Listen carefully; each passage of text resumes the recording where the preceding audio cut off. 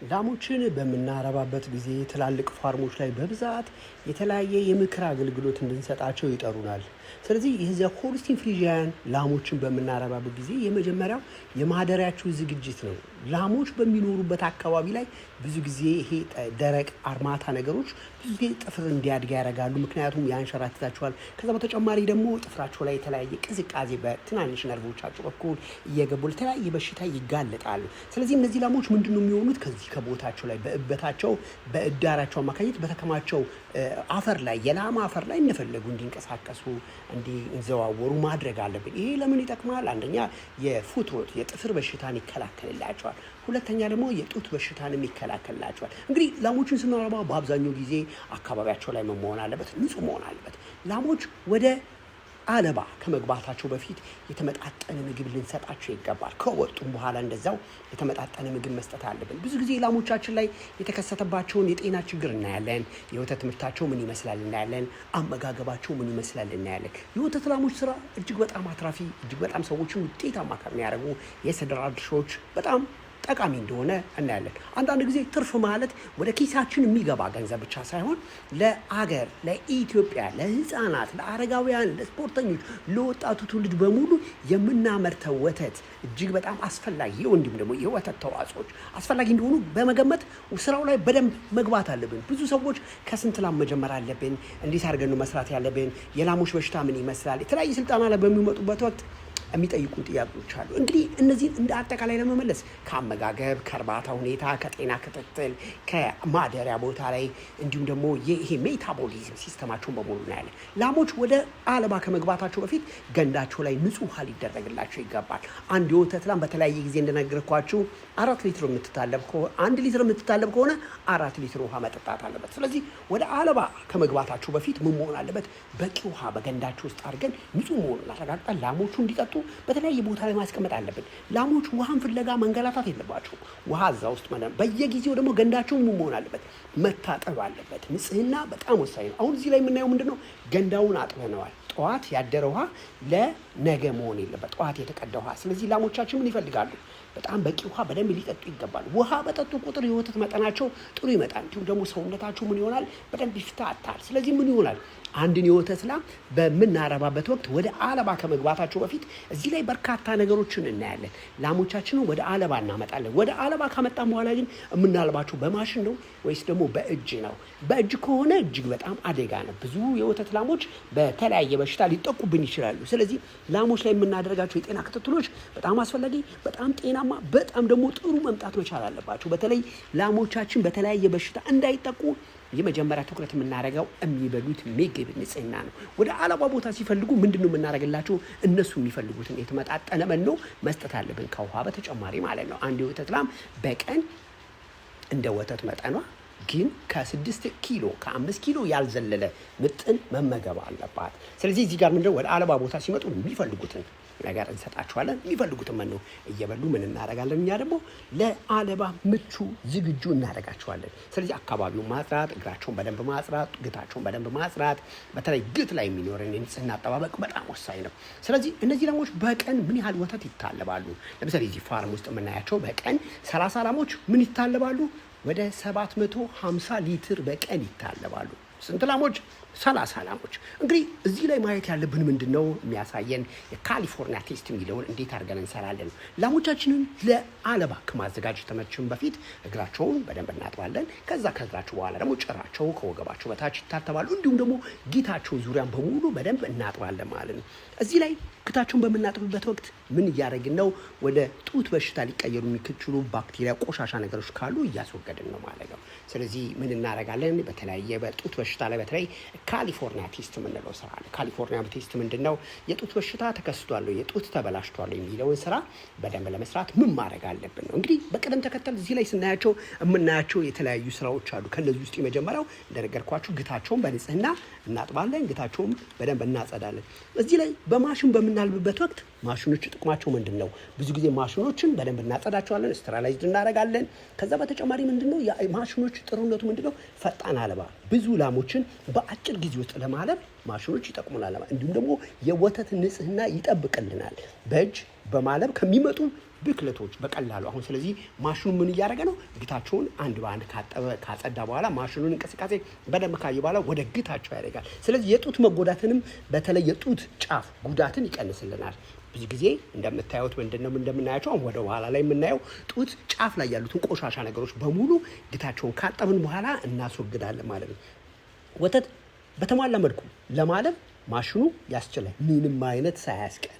ብዙ ሰዎች ወተትን በማሽን ማለብ የላሞችን ደም እንዲወጣ ያደርጋል፣ ያስጨንቃቸዋል፣ ይነዝራቸዋል ይላሉ። ነገር ግን ይለምዳሉ፣ እንዲሁም ደግሞ ደም እንዲወጣ ያደርጉ። ነገር ግን ምንድነው የጡትን ጤንነት ይጠብቃሉ። በተጨማሪ የወተትን ብክለት ይጠብቃሉ፣ ይቀንሳሉ። የወተትን ብክለት ይቀንሳሉ። ወተት በተለያየ በሽታ ይጠቃል። የጡት በሽታ ይከሰታል። ወተት በቀላሉ ለተለያየ ኮንታሚኔሽን ብክለት ይዳረጋል። ስለዚህ በተለይ ደግሞ ጡት ጫፍ ላይ የጡት በሽታን ይቀንሳል። በተለይ ደግሞ የማሽኑ ንጽህና በደንብ ከተጠበቀና አንድ ማሽን ሌላዋ ላይ ከመሰካቱ በፊት በደንብ ከተቀቀለ፣ በደንብ ከታጠበ፣ በደንብ ከተጸዳ የጡት በሽታን ዝውውር በጣም ይቀንሳል። የወተት ምርትን ከፍ እንዲል ያደርጋል። ብዙ ጊዜ ማሽኖች ምን አላቸው? ሙልጭ አድርገው ነው ወተትን የሚያልቡት ማለት ነው። አንደኛ ህመም የላቸው። ብዙ ጊዜ በእጅ በምናልብበት አንደኛ የሰዎች እጅ እንደ አቅማቸው እንደ እንትናቸው ጡታቸውን ሊያማቸው ስለሚችል አንዳንድ ላሞች ምን ይሆናሉ? ለተለያየ በሽታ ይጋለጣሉ። ማሽን ግን ከሆነ በደንብ ጽድት አድርጎ ስለሚያልብና ምንም አይነት ወተት በጡት ውስጥ እንዳይቀር አድርጎ ስለሚያልብ ላሞቹ ትልቅ እፎይታን ያገኛሉ። እዚህ ፋርም ላይ እንደምታዩት ከማለቡ በፊት ግታቸው ምን ያደርጋል? በውሃ በደንብ ያጸዳል። በተለይ ምን ማድረግ አለበት? ንጹህ ውሃ አድርጎ እያንዳንዳቸውን ግድግዳቸውን በፕሬጀር ካጸዳ በኋላ ጣቶቻቸው የጡታቸውን ጫፎች ደግሞ ምን ያደርጋቸዋል? በደንብ በእጁ ያጥባል። እዚህ ላይ ማየት ያለብን ምንድነው? ከአጸዳ በኋላ ደግሞ ጡት ጫፍ ላይ ያሉትን ቆሻሻ ነገሮች በሙሉ በቀላሉ ያስወግዳል። ስለዚህ እያንዳንዱን ጡት ምን ያደርጋቸዋል? ያስተነፍሳል ማለት ነው። እዚህ ላይ ምንድነው ማደሪያችሁ እንደነገርኩችሁ ዛሬ እበታቸው ላይ ነው የሚያድሩት። እበታቸው ማለት የደረቀው ላይ ያለምን ይጠቅማል። ለተለያየ በሽታ እንዳይጋለጡ ያደርጋል። የተለያየ ድንጋይ ነገሮች እንዳይመታቸው ያደርጋል። ስለዚህ ምን ያደርጋል? ጡታቸው ጫፍ ላይ አጋጣሚ ሆኖ የተለያዩ ባክቴሪያዎች ካሉ አያችሁ ሲያስተነፍሰው ጡት ጫፍ ላይ ያሉትን ነገሮች በሙሉ በቀላሉ ያስተነፍሳቸዋል። ይህን ካስተነፈሰ በኋላ ነው ማሽኑ። ስለዚህ የምናየው እዚህ ላይ ምንድነው? ይሄ አሁን እያስተነፈሰ ነው። አንድ በአንድ ካስተነፈሰ በኋላ ይሄን ካሊፎርኒያ ቴስትን እያንዳንዱ ጡት በእያንዳንዷ ጉድጓድ ትቦች ላይ ጎድጓዳ እቃ ላይ ጠብ ያደርጋል። ይሄን ጠብ ካያደረገ በኋላ ምን እንሰራለን ማለት ነው? አልኮል እናደርግበታል። አልኮል አድርገን እዚህ ላይ የምናየው ምንድነው? እያንዳንዱ ጡት ውስጥ ጡቱ የተለየ ችግር ገጠመው አሁን ጠብ የሚያደርገው ምንድነው? አልኮል ነው። መጀመሪያ ጡት በቀላሉ በጡት በሽታ ተበክሏል ወይ? ጡት አብጧል ወይ? እዚህ ወተቱ ላይ የተበጣጠሰ ነገር አለ፣ ይነቀንቀዋል። አሁን ታያላችሁ ሲነቀንቀው። እዚህ ላይ የምናያቸው ከለሮች የተበጣጠሰ ነገር ካለ ላሟ በጡት በሽታ ተጠቅታለች ማለት ነው። ስለዚህ ይቺ ላም በጡት በሽታ ከተጠቃች በቀጥታ እሷን ለብቻዋ እናልብና ወተቷም ለብቻዋ ይሆንና ከዚህ ቀን ጀምሮ ሕክምናዋን ትወስዳለች ማለት ነው። የጡት በሽታ ተጠቂ ናት ማለት ነው። ነገር ግን ጤናማ ከሆነች ሲነቀንቀው ምንም አይነት የከለር ለውጥ፣ ምንም አይነት የበጣጠስ፣ ምንም አይነት የመርጋት፣ ምንም አይነት ድብልብል ነገር ካላየ ላሟ ጤነኛ ናት ማለት ነው። ማሽኑን ይገጥምና ምን ያደርጋል? ላሟን ያልባል ማለት ነው። አያችሁ፣ ይሄ ነው በወተት ላሞች እርባታ ስራ ላይ በአብዛኛው የምንሰራው። የመጀመሪያ ጡትን ዙሪያውን ማጽዳት፣ ከዛ በኋላ ደግሞ ጫፏችሁ ላይ ያሉትን ማስተንፈስ፣ ከዛ በኋላ ደግሞ ካሊፎርኒያ ቴስትን መስራት። ካሊፎርኒያ ቴስት በወተት እርባታ ስራ ላይ የወተት በሽታ በፋርማችን ውስጥ እንዳይከሰት በጣም በጥንቃቄ ከምንሰራቸው የወተትን ጥራት ለመጠበቅ የላሞች የጡት በሽታን መጠቃት ለመጠበቅ ፋርማችን ጤናማ የወተት ምርት እያመረተ እንዲኖር ለማድረግ የመጀመሪያው የምንሰራቸው የካሊፎርኒያ ቴስት ሆኖ ማለት ነው። ስለዚህ እዚህ ላይ እነዚህ ላሞች በሙሉ እያንዳንዳቸው ምን ይሆናል? በወተት በሚታለቡበት ወቅት የራሳቸው ጀሪካን አለ። እዛ ጀሪካን ላይ በቀጥታ ይገጠማል ማሽኑ። ያ ጀሪካን ቁጥር አለው። ስለዚህ ላሜ በቀን ስንት ሊትር ታለበች ይሄን ይነግረናል። ለምሳሌ እዚህ ላይ ያሉ ላሞች 750 ሊትር በቀን ይታለባሉ ብያቸዋል። በዛ በተጨማሪ 19 ጥጃዎች ጠዋት 2 ሊትር፣ ከሰዓት 2 ሊትር፣ ማታ 2 ሊትር ይጠጣሉ። ይሄ ከዚህ ውጪ ነው። ስለዚህ ማሽኑን ያበራል። ከዛ በኋላ ማሽኖቹን ይገጥማል። በቀጥታ ወተቱ ወደ ባሊዎች ይሄዳል ማለት ነው። እዚህ ላይ የሚሰጡን ወተት አንደኛ ነገር ላሞቻችን ባበላናቸው ልክ ወተታቸው ከጨመረ ያመኖ ተስማምቷቸዋል ማለት ነው። ወተት ግን ከቀነሱ ምንድነው ምክንያቱ? የቀነሱት በምን ምክንያት ቀነሱ? መኖ አልተመቻቸውም። እንግዲህ እዚህ ላይ የምናየው የወተቱን ዝውውር እናያለን፣ የወተቱን ጤንነት እናያለን፣ የላሞቻችንን አንድ በአንድ እንቅስቃሴ እናያለን። እዚህ ላይ ላሞቹን የምናያቸዋለን። ሁሉም ላሞች ወተታቸውን ሲታለቡ ሰውነታቸውን እንዲቀር ሰውነታቸው ጥሩ እንዲመጡ ምን ያደርጉ? የበሉትን እያመነዘሁ ነው። የበሉትን እያመነዘሁ ከሆነ ለሀጫቸው አፋቸው ላይ በደንብ ጤናማ ለሀጭ እያመረቱ ከሆነ ይሄ ፊዚዮሎጂ ነው። ጤናማ ሂደት በላሞቻችን ላይ እየተካሄዱ ነው ማለት ነው። እዚህ ላይ ስንጨርስ ደግሞ እያንዳንዳቸው ላሞች ስንት ሊትር በቀን አመረቱ ይመዘገባል። ከዛ በኋላ ደግሞ የወተቱን ጥራት ወንፊት ላይ አድርገን ምን እናደርጋለን? እንገለብጣለን። ይሄ አሁን ከስንት ላሞች ተገኘ ፋይሉ ላይ ሪከርድ ላይ እንጽፋለን ማለት ነው። ይሄ ከሞላ በኋላ የስንት ላሞች ውጤት ነው መዘግብና ከዛ ደግሞ እንደገና ማከማቻዎች አሉ። ወደ ማከማቻዎች ደግሞ እንገለብጣለን ማለት ነው። ይሄ ወተት ሄዶ የወተት ተዋጽኦችን በጥንቃቄ እንሰራ። እያንዳንዳቸው በርሜሎች እዚህ የተቀመጡ በሙሉ በእያንዳንዱ ላሞች ላይ ይገጠማል። እያንዳንዷ ላም ስንት ሊትር አመረተች ይታወቃል። ከዛ በኋላ እነዚህ እቃዎች በሙሉ ምን ይውላሉ? ይቀቀሉና ይታጠቡና ለሚቀጥለው ቀን ደግሞ ወይም ደግሞ ለማታ ፕሮግራም ይቀመጣል ማለት ነው። እንደነገርኳችሁ እዚህ ፋርም ላይ በቀን 3 ነው ላሞች የሚታለቡት። ላሞችም በቀን 3 አለብናቸው ማለት የወተት ምርታቸው በቀላሉ እንዲጨምር ያግዛናል። ምክንያቱም ብዙ ጊዜ በማሽን ማለብ ምን ጥቅም አለው ብያችኋለሁ? የብክለትን ይቀንሳል። ከአለብናቸው ከጨረስን በኋላ ደግሞ ላሞች የሚፈልጉት መኖ አለ። ወደ መመገቢያቸው ቦታ ሄደን ምግባቸውን ደግሞ እናያለን። እኔም እዚህ ቆሜ የምታዩን ዶክተር ኃይሉ ነኝ። ስለዚህ ቆሜ የላሞች የሚባሉትን የአመጋገብ ሂደት፣ ጣዕም፣ የቢራ መጠን፣ የምጥን መጠን፣ የሞላስስ እንዲሁም ደግሞ ሳይሌጅ እንዲሁም ደግሞ ገለባ፣ ደረቅ ሳር ምን ያህል በሉ፣ አመጋግባቸውስ ምን ይመስላል፣ እንዲሁም ደግሞ ጸባያቸውን።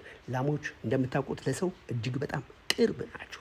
ግን ሁልጊዜ ጠረናችን ሁልጊዜ ወዛችንን ማሳወቅ አለብን። ብዙ ጊዜ ምን ሆነዋል? ለምንድን ነው የማይበሉት? ለምንድን ነው ለሀጫቸው የበዛው? መላሳቸው ላይ ያሉት ጡንቻዎች ተጎድተዋል። በደንብ ያኝካሉ፣ በደንብ ይውጣሉ። ሙከስ ሜምብሬናቸው ወይም ደግሞ አይናቸው አካባቢ ያሉት አኔሚክ ናቸው። ከፍተኛ ደም ማነስ ተከስቶባቸዋል። ምግባቸውን ገለል ብሎ የማይበላ አለ፣ የሚያነክስ አለ፣ የሚስል አለ፣ ሙቀቱ ከፍ ያለ አለ፣ ግቱ ላይ ቁስል ያለው አለ፣ አፍንጫው ላይ ፈሳሽ ያለው አለ፣ የሚያስነጥሰው አለ። ብዙ ነገሮች እናያለን። በተለይ ደግሞ ላሞች የሚታለቡ ከሆኑ ለብቻቸው ለይተን በቀን 3 ጊዜ ወይም ደግሞ 4 ጊዜ መመገብ አለብን። እዚህ ላይ በካልሲየም ዴፊሽንሲ እንዳይሰቃዩ አመጋገባቸውን መጥነን ማብላት አለብን። የሚታለቡ ላሞች ለብቻቸው ነው የሚበሉት። እርጉዝ ላሞች ለብቻቸው ነው የሚበሉት።